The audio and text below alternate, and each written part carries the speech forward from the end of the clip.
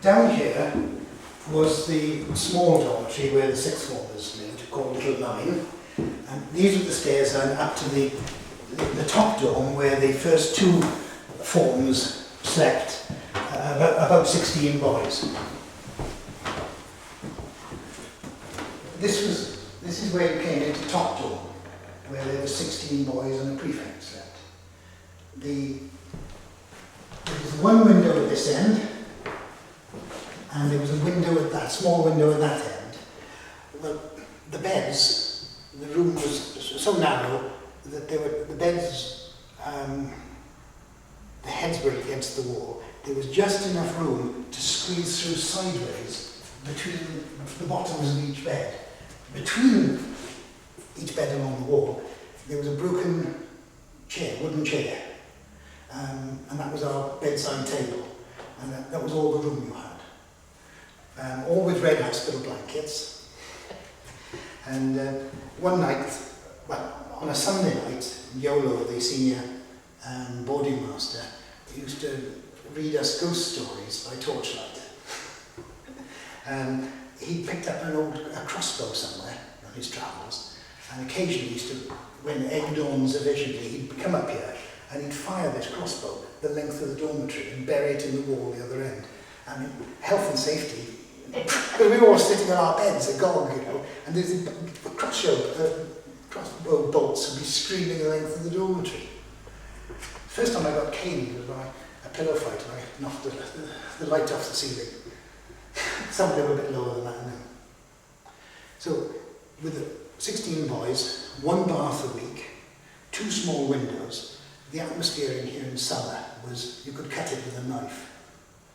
So, being the prefect of top dorm was more of a punishment than an honour. Right, Dave. What was where the physic garden is now? Well, that was the school kitchen garden. In my time, in the late 50s, early 60s, it was a bit of a wilderness. Although Mr. Penny did produce some produce. Occasionally we had a turnout where we had to go and help him pick black currants or something like that. And the other time we used to go in there, we used to climb over the wall to pinch cucumbers for end of summer term midnight bean feasts. And we had bread and cucumbers. Okay. And then over there was the covered playground and the woodwork and classics shed. Right, yes, because that was still there until recently. And then behind that again was a very, very tall monkey puzzle tree, and behind that, near Old Hall, was an absolutely monster copper beech. It was a criminal shame that was felled. It must have been hundreds of years old. Should have been in a record book.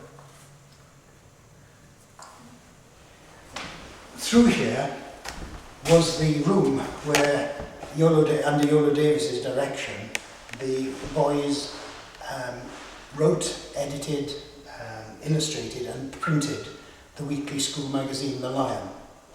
It started, I think, in 1952 and went on more or less until Yolo retired.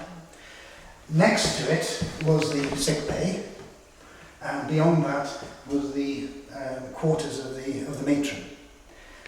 Here, underneath this skylight, there was a gallery all the way around, and there was another gallery, skylight with obscured glass, which carried light right down through into the headmaster's accommodation. Various odd storerooms were over here.